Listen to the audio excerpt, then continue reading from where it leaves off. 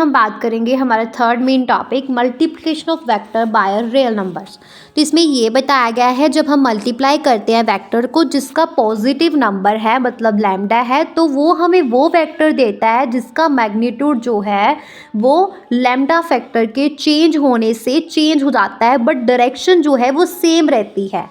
जो ए वेक्टर की डायरेक्शन है वही रहेगी, मतलब कि जब हम मल्टीप्लाई करते हैं नेगेटिव नंबर को the direction reverse. Okay, clear है?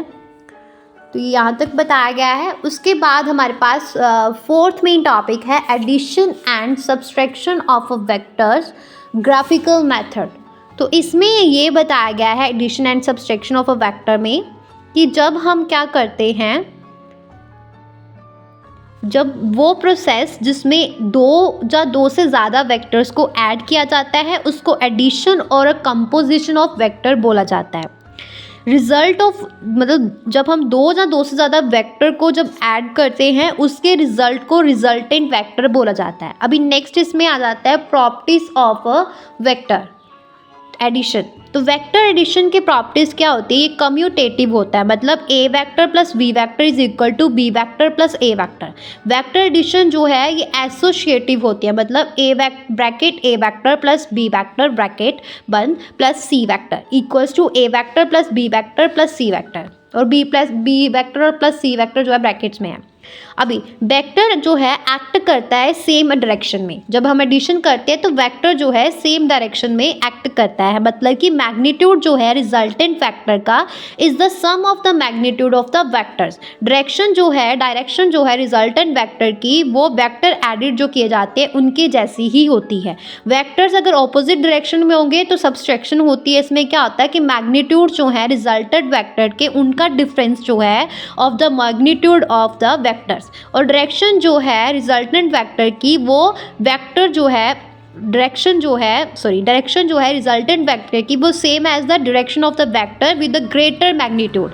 और हम जो है डिफरेंस जो है दो वेक्टर्स का जैसे ए और वी है उसको हम कैसे डिफाइन करते हैं? As the sum of the two vectors A and minus B. A minus B is equal to A plus minus B. जब दो वेक्टर जो हैं इंक्लाइंड हो एक एंगल पे, मतलब वेक्टर्स अगर प्लेन में हो तो दो मेथड्स उसके लिए यूज़ किए जाते हैं, ट्रायंगल लॉ ऑफ वेक्टर्स और parallelogram law of vectors. Okay, तो अभी सबसे पहले क्या बात करूँगी मैं? ट्रायंगल लॉ ऑफ वेक्टर्स की। तो अगर दो वेक्टर जो हैं उनको रिप्रेजेंट किया जाता है एक मैग्नीट्यूड में और डायरेक्शन में, और उसके लिए हम क्या करते हैं? दो साइड्स लेते हैं ट्रायंगल की सेम ऑर्डर में, और जो तीसरी साइड लेते हैं जिससे ट्रायंगल बंद होनी है वो ऑपोजिट ऑर्डर में लेते हैं। और ये जो है तीसरी साइड ये रिप्रेजेंट करती है रिजल्टेंट को, मैग्नीट्यूड और डायरेक्शन के रिजल्टेंट को क्या करती है? ये रिप्रेजेंट करती है। क्लियर है? उसके बाद हमारे पास एडिशन के लिए ऐसा करते हैं, एडिशन के लिए जैसे दो लिए हमने ओ पी और पी क्यू, मतलब ए और बी वेक्टर, और इसको हम रिजल्टेंट जो आएगा ऑपोजिट डायरेक्शन में लेंगे R equals to A plus P. Subtraction में क्या होता है? इन सब्सट्रैक्शन हम नेगेटिव जो है वेक्टर उसको to be subtracted is added with the vector, मतलब जैसे ए बी और माइनस बी ऐसे लेंगे, ए और बी सेम डायरेक्शन में लेंगे और जो माइनस बी लेंगे वो ऑपोजिट डायरेक्शन में लेंगे। मतलब क्या करेंगे? हाँ, ये लेंगे। क्लियर हुआ? उसके बाद पैरेललोग्राम लॉ ऑफ वेक्टर। तो पैरेललोग्राम लॉ ऑफ वेक्टर में क्या होता है? अगर दो वेक्टर जो हैं वो रिप्रेजेंट किया गया है मैग्नीट्यूड और डायरेक्शन में, जिसमें से दो एडजेसेंट साइड जो है पैरेललोग्राम की वो ड्रा की जाती है फ्रॉम अ पॉइंट, और फिर जो डायगोनल है पैरेललोग्राम का वो ड्रॉन किया जाता है फ्रॉम दैट पॉइंट जो रिप्रेजेंट करता है resultant in a magnitude and direction को। ओके, जैसे हमें बस क्यू ओ पी है एक, तो क्यू ओ पी को मतलब करता है कौन? क्यू एस पी, और उसके बीच में जो रिजल्टेंट बनता है इट्स ओ एस।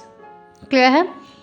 ये था हमारा यहाँ पे हाँ third and the fourth main topic जो है फिनिश होता है।